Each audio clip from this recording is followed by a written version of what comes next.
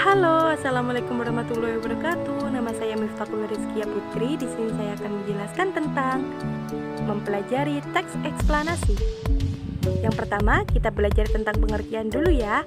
Teks eksplanasi adalah salah satu jenis teks yang dikembangkan berdasarkan kaidah ilmiah. Teks ini bertujuan menjelaskan sebuah fenomena, baik itu alam atau sosial dari sudut pandang ilmiah. Ciri-ciri teks eksplanasi. Yang pertama, strukturnya terdiri atas pernyataan umum atau gambaran awal tentang apa yang disampaikan. Selanjutnya, deretan penjelasan atau inti penjelasan apa yang disampaikan. Dan yang terakhir, interpretasi atau pandangan dan simpulan. Yang kedua, memuat informasi berdasarkan fakta atau faktual. Dan yang ketiga, faktualnya memuat informasi yang bersifat keilmuan, misalnya saja tentang sains. Jadi, bagian-bagian teks eksplanasi adalah yang pertama, pernyataan umum, yang kedua, deretan penjelasan, dan yang ketiga, interpretasi.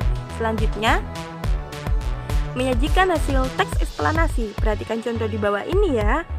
Nah, itulah gara-gara kebiasaan kita membuang sampah di sembarang tempat, selokan meluap, akhirnya banjir. Siapa lagi yang menderita kalau bukan masyarakatnya itu sendiri? Dari contoh di atas, komentar dapat dikelompokkan ke dalam jenis berikut. Yang pertama, kritik atau penolakan, contohnya pernyataan. Selanjutnya, menelaah kebahasaan teks eksplanasi. Sebagai teks yang berisi paparan proses, baik itu secara kausalitas maupun kronologis, teks eksplanasi menggunakan banyak konjungsi kausalitas maupun kronologis.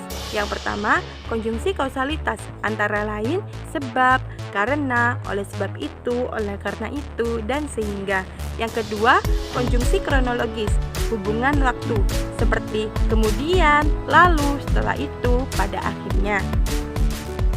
Selanjutnya, menentukan pola pengembangan dalam menulis teks eksplanasi. Secara umum, pola-pola pengembangan teks eksplanasi adalah sebagai berikut. Yang pertama, pola pengembangan sebab akibat. Dalam hal ini, sebab dapat bertindak sebagai gagasan umum, sedangkan akibat sebagai perincian pengembangannya. Yang kedua, pola pengembangan proses.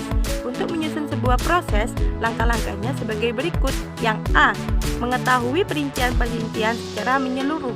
Yang B, membagi proses tersebut menurut tahap-tahap kejadian. Dan yang C, menjelaskan setiap urutan itu ke dalam detail-detail yang tegas sehingga pembaca dapat melihat seluruh proses itu dengan jelas.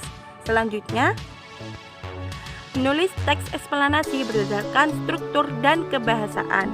Adapun langkah-langkah dalam menyusun teks eksplanasi sebagai berikut. Yang pertama, mendaftar topik-topik yang dapat dikembangkan menjadi teks eksplanasi. Yang kedua, menyusun kerangka teks. Dan yang ketiga, mengembangkan kerangka yang telah disusun menjadi teks eksplanasi yang lengkap dan utuh.